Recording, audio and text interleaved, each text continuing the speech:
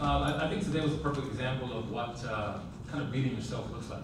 You know, when you're in a game and you're a team of like ours, you know, the margin of error is very small. And in stretches, when the game's on the line, you know, you can't give up possessions, pick sixes for transition baskets and so on. And today was one of those days where I think when we watch the video, the one lesson that's going to be learned is that we have to continue to learn how to eliminate losing by the things that we can control. You know, in ball handling, decision making, the type of stretches and the most challenging and demanding times of the game. It has to be. Any questions? Coach, in terms of progress, where do you see the team coming up together as a team? Where's the team chemistry there? I think honestly, I think it's coming along. I mean, we gave up 63 points. I think, you know, if we would have had a few less miscues there, I think we could have done, you know, a better job, you know, defensively. However, I think we gave them too many points in transition. So I'm very pleased with where we are defensively. Unfortunately, right now, I think some of the problems come more on the ball handling side. Coach, you emphasized execution and you mentioned their defense. What was working for us, especially in that first half? We kept them down to just 23 points the entire first half. I think our ball screen D was there. I think we contested shots. We didn't get lifted on shot fakes. And, we scrambled. We dove on the floor for some loose balls. I think just effort things. You know, one thing that we can't coach is effort. You know, it's one thing that has to come. It has to be. It's an internal thing by every player. And I know Coop his heart is always in the right place when it comes to just his intent to be the toughest guy on the floor. Something that, as coaches, you know, we really appreciate, and you know, we're so thrilled that he's back. We do have to, again, like I said before, just continue to beat ourselves.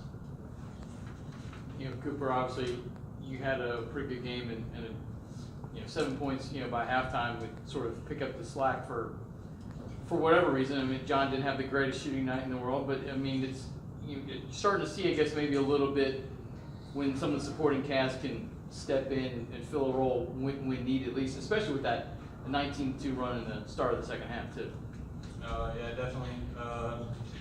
We all have a role in this team, and if JD's not, you know, scoring as well as he can, we all have to step it up in every area of the game. And when I was offense tonight, J-Mac hit a lot of shots in the game, and then defensive side of the ball, I just trying to do my role and excel at that. Well, Cooper, then with the quick turnaround, even though this is a heartbreaking and disappointing loss, is it helpful the fact that you don't have much time between games that you can sort of get right back out there on Saturday? Yeah, we got to put this one behind us and learn from it, and learn from every single thing we did in the game, and move on to the next one. Get the next one on Saturday. Coach, looking at one of your players, Jalen McGill, he was having a little bit of an outstanding night for himself personally. What are your thoughts on him tonight? I think he played a pretty good game, you know, defensively and offensively. You know, I think Jalen's growing, he's improving. I think he's building some confidence, and you know, his confidence is coming because he's spending some extra time in the gym and working on his shot, and you can see the result of that. You know, somebody told me that, you know, coaches give players confidence, and I don't believe in that. I think confidence comes from you putting in the hard work and spending time in the gym and improving your skill set. That's what true confidence comes from. Coach, this week you talked about, you know, chronicling playing good basketball in stretches. You know, 20, you want to improve to 25, that sort of thing. So with what you saw tonight and then a quick turnaround and with another home game coming up this Saturday, are you starting to see that progress a little bit? You know, this is disappointing. You mentioned how you all are going to look at this game like we beat ourselves. We have been playing better stretches. Today, unfortunately, it was not. Today we were up and down in too many stretches, and that was the challenge in the locker room. You cannot play 5 good minutes. You know, you cannot play, you know, 5 bad minutes. It doesn't work that way. Winning is hard. Winning is just simple hard work. You know, and even when you're playing well, and you can tell they were enjoying it out there. I told them, I said, enjoy it, but continue to play hard and continue to execute well. You know, one has nothing to do with the other. You know, winning is enjoyed in the locker room after the game is over. I think we lost our way there for a minute. Again, some of these things are new for us as a team, so we have to learn from them. You know, when you got an 8-point lead or 9-point lead, you don't take your foot off the gas. You know, you execute better. You know, you guard harder. You rebound better. You dive on the floor more. That's the only way it's done. You know, and to be in a position to win a game and stop doing those things is not acceptable. Does it help then that you have a quick turnaround? I mean, Louisiana Tech comes in here, and obviously you can use this, I guess, as another learning tool to a For certain me, degree. yes, because right now you don't want to know what I'm feeling on the inside. No, definitely. And we'll watch the film, we'll learn, we will. And that's the one thing I will give our guys credit for. They do learn and they do apply certain things. You know, they have been growing individually and as a group. I'm very happy with their effort, their intent to do things the right way. You know, it's just human nature to lose your way. It is. You know, we have to learn from that. And this is part of our growth as a team, which is, don't lose your way just because things start going the right way.